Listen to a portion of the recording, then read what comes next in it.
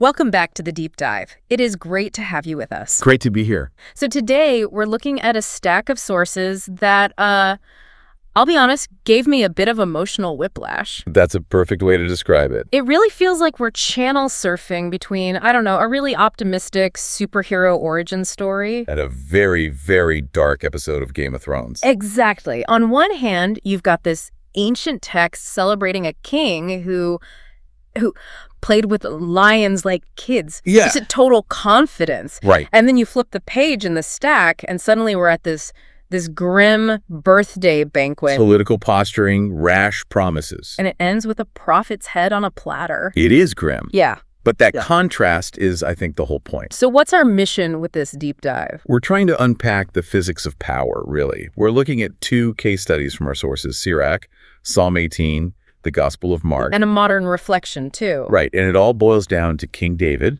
sort of the ideal monarch, versus King Herod. A ruler who had all this authority on paper, but was completely trapped by his own weakness and, his pride. It's the tale of two kings, the lion tamer versus the haunted king. That's it, exactly. So let's start with the lion tamer. We're looking at Sirach chapter 47 and Psalm 18. And right out of the gate, Sirach hits us with this analogy. The one that I found a little weird at first, it says, the choice fat of the sacred offerings, so is David in Israel. Yeah. To a modern ear, being compared to fat is not a compliment. If someone calls me the choice fat, I'm heading to the gym. No, you definitely don't want that in 2026. But you have to put on your, ancient Near Eastern glasses here. Okay. In that sacrificial system, the fat wasn't waste. It was the energy, the premium part. It burned the brightest. So it's like the Wagyu beef of the offering. That is a great way to think about it. The fat was a portion set apart specifically for God. It was considered too good for humans. So when the text calls David the choice fat, it means he's the best of the best. The absolute premium cut. But it also means he's entirely dedicated to the divine. He's set apart. Okay, that makes sense. And the text immediately backs that up with his, what I called his superhero resume. The imagery is incredible. It says he made sport of lions as though they were kids, and of bears, like lambs of the flock. And notice the verb there, made sport of. It doesn't say he survived lions. Right. Or that he narrowly escaped. It implies he's so dominant, the threat isn't even a threat. He's playing with them. It sounds almost casual, like he's just wrestling in the backyard. It is. And the source links this directly to the Goliath story. Yeah, it says he wiped out the people's disgrace with a simple sling stone. And that he crushed the pride of the giant. It wasn't just a physical victory. It was psychological. He lifted the shame off the entire nation. Exactly. But here's where the source takes a turn I find really fascinating. Usually with these ancient warrior kings, it's all conquest and body counts. Very masculine, very bloody. Right. But Sirach just pivots. Yeah. Hard. It starts talking about music. Yeah. It paints David as an artist king. It says with his whole being, he loved his maker. And the proof wasn't just dead lions. He was the sweet melodies. He set singles before the altar. He added beauty to feasts, solemnized the seasons. So it's like he understood that power wasn't just for fighting wars. It was for building culture. That is a brilliant way to put it. Power for culture. A nation needs beauty just as much as it needs safe borders. He was a warrior, but also a liturgist. And the text gives us the why. It says, with his every deed, he offered thanks to God Most High. His strengths didn't come from his ego. It came from relying on something bigger, which is where Psalm 18 comes in, right? The victory song. Precisely. The psalm says, you who gave great victories to your king. David never claimed the glory for himself. He was a conduit. Yes. And because of that integrity, the text gives us the bottom line on his reign. The Lord forgave him his sins and exalted his strengths forever. Which is a key point. I mean, we all know the David story. He wasn't perfect. Not at all. Huge mistakes. Yeah. Adultery, murder. But the difference, and this is the key for the comparison, is that David could admit fault. He could be forgiven because he knew he wasn't the center of the universe. Yeah. He knew who the real king was. Okay, so hold that image. The king who plays with lions, writes songs, admits his faults. That's King A. And now, the hard pivot. To King B, enter King Herod. And the vibe shift is immediate. We're in Mark chapter 6. We go from a king praising God to a king who sounds like he's having a nervous breakdown. It's bizarre. Herod hears about Jesus, and his first thought isn't political or strategic. It's a ghost story. He says, "It is John whom I beheaded. He has been raised up." That is pure guilt projection. He's seeing his past sins walking around in the present. This is a man who is not at peace. He's haunted. And the text gives us a flashback to explain why. It's this domestic drama that's just wild. It really is. So the setup is that our guy, Herod Antipas, has married Herodias. But there's a big problem. Huge problem. Herodias was his brother Philip's wife. Which was a major no-no. A direct violation of Jewish law. Incestuous. A massive scandal. And John the Baptist won't let it slide. He calls truth to power? Plainly, he tells Herod, it is not lawful for you to have your brother's wife. And this sets up this fascinating triangle. You've got John, the truth teller. You've got Herodias, the new wife. Who the text says harbored a grudge against him and wanted to kill him. Her motivation is simple. She wants the problem gone. She's Lady Macbeth here. Totally. Yeah. But then you have Herod stuck in the middle. And this is the part that really gets me. You'd think he'd want John dead, too. But the text says Herod feared John. It's a complex fear. Yeah. He knew John was a righteous and holy man. And get this, he kept John in custody to protect him from Herodias. That is such a weird dynamic. He arrests the guy to keep him safe. It seems so. And then we get the most psychological line in the whole passage. When he heard John speak. He was very much perplexed, yet he liked to listen to him. Break that down. He's perplexed, but he likes it. Why would you like listening to someone telling you you're wrong? It's the human conscience. Herod is drawn to the truth, but he's too weak to live by it. So he's perplexed because it doesn't make political sense. But he likes to listen, because deep down, he knows John is right. There's a holiness there that he's missing in his own life. So he's just flirting with integrity. Yes. He's visiting the truth in prison, but he won't let it out. He wants it both ways. The king who does what he wants, but also wants to feel connected to something righteous. And the thing about sitting on the fence is that eventually you get pushed off. And that push comes at the banquet. A pressure cooker. The scene is set.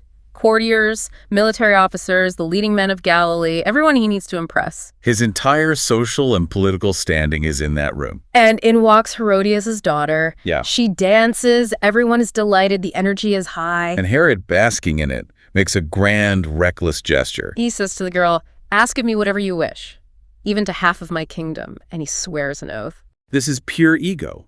Posturing. Look how generous and powerful I am. But it's absurd.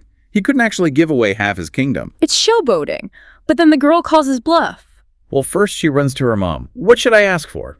And Herodias has been waiting for this moment, this loophole. She doesn't miss a beat. The head of John the Baptist. And the girl runs back in with haste, the text says, and demands it at once on a platter. That detail. Oh, it's so gruesome. It turns a murder into a spectacle, a course in the meal. But look at Herod's reaction. The king was deeply distressed. The mask slips. The party's over for him internally. He's trapped. He knows it's wrong. He doesn't want to do it. But the source tells us exactly why he does it. And it's not because he hated John. No, it says because of his oaths and the guests. Because of the guests. That is the hinge of the entire story. David's audience was God. Herod's audience was his dinner guests. He was more afraid of looking weak in front of his officers than he was of murdering a holy man. He sacrificed his integrity for his social standing. It's peer pressure on a legal scale. The total collapse of will. He chose the appearance of honor-keeping, a stupid promise over true honor, which would have been protecting an innocent man. Could he have just said no? I mean, he was the king? Of course he could have. He could have said, "That's insane, ask for a chariot." But that would require humility. It would mean admitting he made a foolish promise. And Herod, unlike David, could not handle looking foolish. So he gives the order. The executioner goes to the prison. And you get that horrible image of the head being brought in, given to the girl who gives it to her mother. It's just senseless. And the aftermath is so quiet. The disciples come, take the body, lay it in a tomb. It feels like the bad guys won. But did they? I mean, that's where the courage of conviction reflection comes in. It points out that John died, but he remained faithful. Exactly. John lost his head, but he kept his soul. Herod kept his crown, but he lost his mind. The reflection says compromise can darken the heart. And that's what we see with Herod being haunted at the beginning. He fractured his own soul to please a crowd. It's interesting how the Mark text opens with the public being confused about Jesus. Some say Elijah, some say a prophet. It shows a world that's hungry for spiritual truth, just like Herod was. But there's just so much political noise and fear. And that's the danger. We all live in a world of guests. people we want to impress. And Herod isn't some monster we can't relate to. He's a warning. He's what happens when you care more about the opinion of the room than the truth in your own heart. That's the scary part. We've all been there, stayed silent when we should have spoken up because we didn't want to make it awkward. That's the Herod moment. The source literally asks us, where am I tempted to stay silent about what is right? It's a tale of two strengths, then. David's was internal, choice fat. Herod's was brittle. It looked like power, but it shattered under pressure. David relied on the Most High. Herod relied on his reputation. One established a throne forever. The other ended up terrified of ghosts. So what does that mean for us? I mean, we aren't kings. No, but we have banquets. We have social circles, workplaces, family gatherings, boardrooms, group chats. Moments where the pressure is on to compromise our values to keep the peace. The lesson is that the cost of that compromise is higher than it looks. It's about who you're performing for. David performed for an audience of one. Herod performed for the leading men of Galilee. And if you perform for the crowd, you become a slave to the crowd. If you perform for the truth, you get the freedom that David had. And that courage of conviction source acknowledges this is hard. It ends with a prayer for courage, even when it is difficult or costly. Because it is costly. John the Baptist died. Speaking the truth did not save his life. But the implication is that his integrity was worth it. He didn't have to live with the haunting that Herod did. It really is a mirror. It forces you to ask which king is running the show inside your own head. Are we singing victory songs, or are we sweating through a banquet hoping no one exposes us? Oof. That is the question. It is. Well, that brings us to the end of this deep dive. We've gone from the hills of Judea with a sling stone to the high society parties of Galilee. And hopefully we found some tools to navigate our own banquets. Absolutely. So here's the challenge for you, the listener. The source material asks a direct question. Where am I tempted to stay silent about what is right? Just look at your week. Is there a conversation, a meeting, where you're holding back because of who's watching? Identifying it is the first step to breaking that Herod cycle. It really is. And I'll leave you with this final thought. Herod had the power to take ahead, but he had absolutely no power to stop the truth from haunting him. You can kill the messenger, but you can't kill the message. So in the end, which kingdom actually lasted? The one built on banquets and fear, or the one built on the choice fat of integrity? Something to think about. Thanks for diving in with us. We'll see you next time.